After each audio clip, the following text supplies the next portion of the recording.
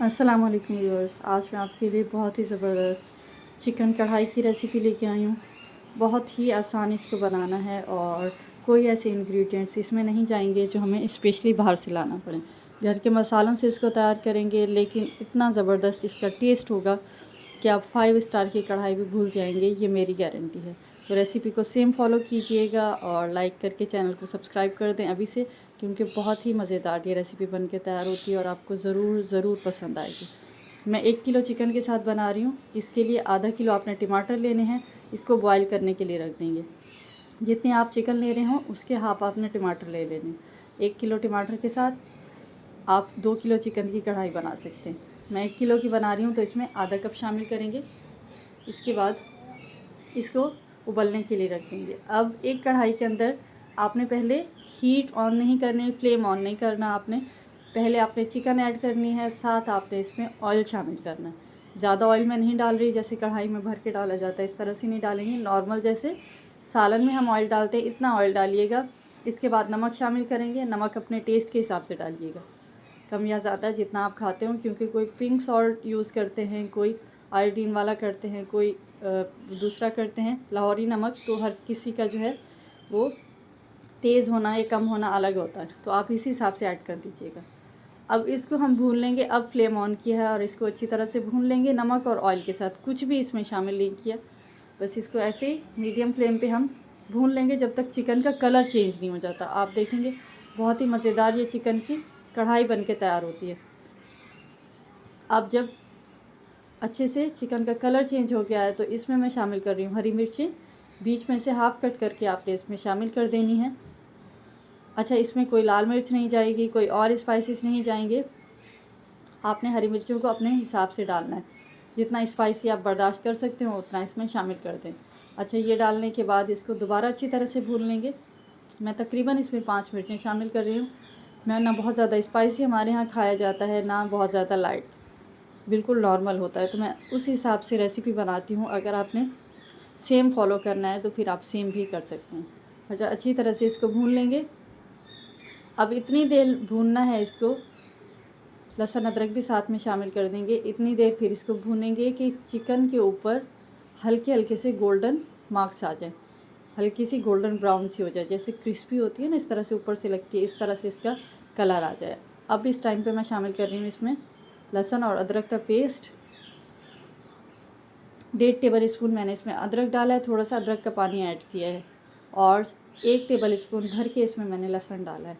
अच्छा, कोशिश कीजिएगा अगर आप फ्रेश कूट के डाल सकते हो तो फ्रेश कूट के डालिएगा, उससे बहुत अच्छा फ्लेवर आएगा। मेरे पास भी टाइम नहीं था तो मैं भी इसमें पिसा हुआ शामिल कर रही हूँ। इसके बाद इसको भूनेंगे दोबारा अच्छी तरह से। इसका पानी अपना चिकन का निकलेगा, आपने एक्स्ट्रा इसमें पानी शामिल नहीं करना, इस चीज़ का ख्याल रखिएगा।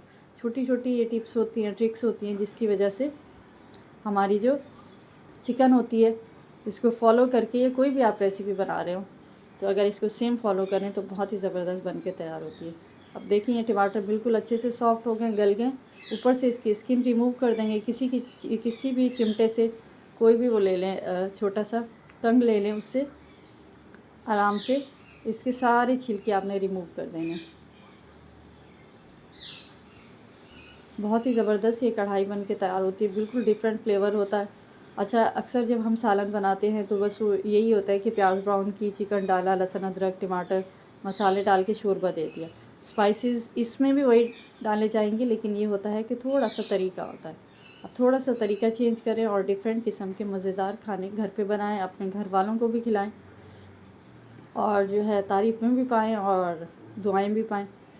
तो इस तरह से आपने इसको बना लेना है, और जब इसके छिलके पूरे टमाटर के उतर जाएं तो आपने इसको ब्लेंडर के अंदर डालना है।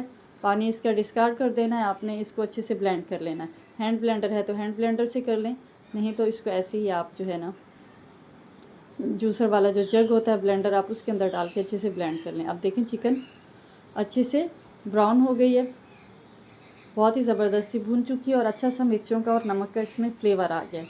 अब हम इसमें डालेंगे टमाटर का पेस्ट, जो आधा किलो हमने बॉईल किए हैं, ये शामिल कर देंगे।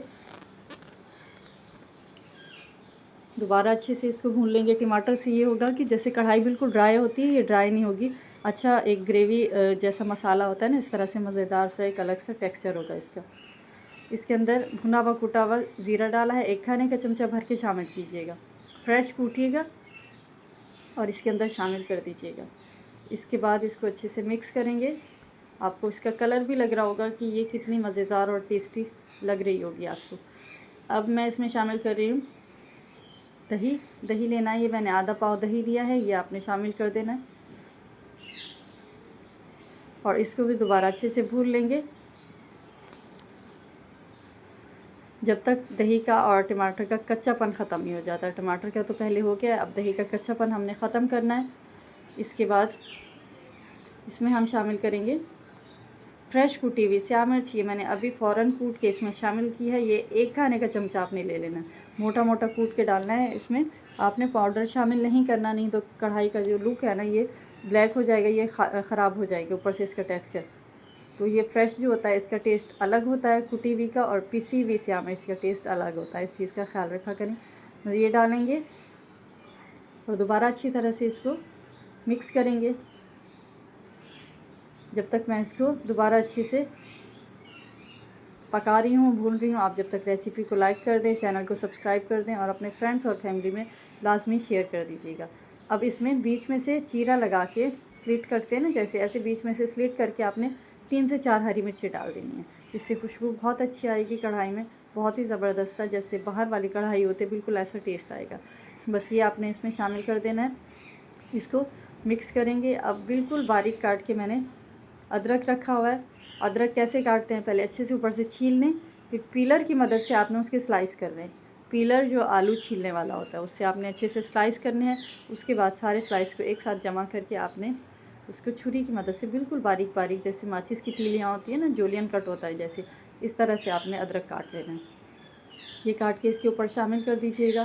साथ ही डाल देंगे हरा धनिया। और ये देखें आसान सी और इतनी मज़ेदार ये कढ़ाई होती है कि आप यकीन करें जब आप खाएंगे तो खाते ही जाएंगे और खाने वाले आपसे रेसिपी पूछे बगैर नहीं जाएंगे।